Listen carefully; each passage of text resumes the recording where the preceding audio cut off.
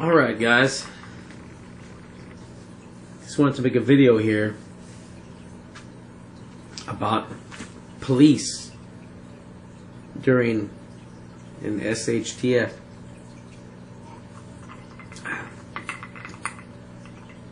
What can we expect? If you look at what happened in Katrina, you had many of the police just walked off to take care of their own families, which is understandable. Some of them stayed and tried to do their job, do their duty. But some of those guys went rogue. All these looters, you know, you can see them on YouTube, looting, tearing things up, stealing everything, and they talk about how the police were right there looting next to them. Right, they help each other load up vehicles. You help load up the cop's vehicle, then he'll help you load up yours. Right? There was a guy, I forget the man's name, but I remember there was a mentally handicapped guy that was killed. He was murdered by the police after Katrina. They planted evidence. They falsified records. They shot the guy on Zinger Bridge, if I remember correctly, something like that. Zinger Bridge. You know, they murdered the man. There were some other cops that there were like 6 or 7. It's been a while since I've seen these videos, but 6 or 7 cops, right? They had all these stolen goods in a hotel and they just took it over. They had a crew go over there and ask them about it. What happened? They get guns drawn in their face. Right? So, just because somebody has a badge doesn't mean they're going to help you out. There'll be some cops that will do what they can, and you know they're going to try to help and protect and serve. You know, honor the oath they took. There'll be some people, some cops, that decide, you know what, I know I have a duty, but my duty's to my family, and walk off and go take care of their own. And I can say nothing bad about that. I would do the same thing. I'd be that one. I'd be that cop if I was a cop. But then you've got the others that, well, you know, just a criminal with a badge.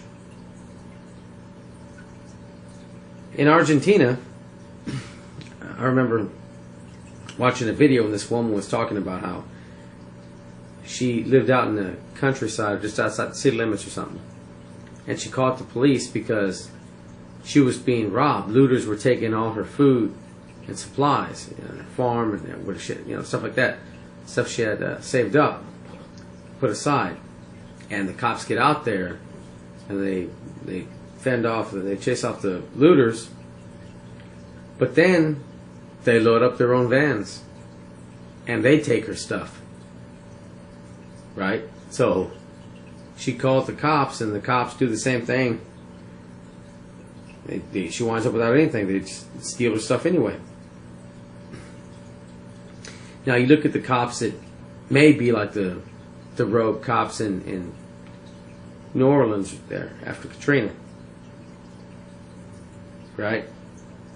They're trained, they're well armed, they have vehicles and they have body armor, they have tactics, they have methods of communications.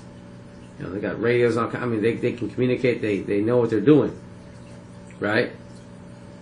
So, although street gangs would be something to worry about because of their large numbers, well, cops, the bad ones, would be a hell of a threat too, in smaller numbers, because again, trained, well armed, they've got heavy duty vehicles, body armor, communication and tactics. So that's just something to think about. Be careful in that kind of situation who you call up, right?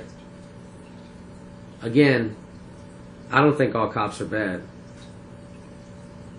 One of my best friends is a cop. And him, he wouldn't do any of that stuff. But those cops in New Orleans, they did. So, just because somebody puts on a badge doesn't mean they're a good person. And I'm not trying to degrade or talk bad about the ones that do their job, because I respect that. They got thicker skin than I do. I would not do that. I couldn't do that. I couldn't deal with all that every day. But some people do. Some people go out there and risk their lives to take care of other people. And I admire that. But not all of them will stay at their posts and do what they need to do. And some of them are just going to take care of their own family first, which is, you know, hey, what can you say? It's their family. The ones that do their job, they're going to be overwhelmed with problems. So they may not be able to help you anyway, because they're going to have so much to deal with just the riots and everything that would happen if there was some sort of problem or shit hit the fan scenario.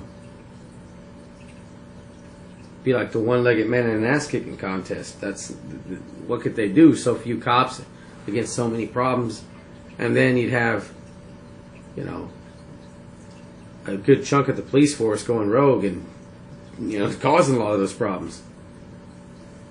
So just something to think about. You know, you better watch who you plan to call, and you better look to your neighbors or something, start a community watch or something, and rely on those you know for sure. You know, much better try to get to know them. I mean, don't tell them everything you do, because you never know when people are hungry and scared. But, you know, try to get to know them. Try to start a community watch, and at least that much you can do together. Community garden, stuff like that.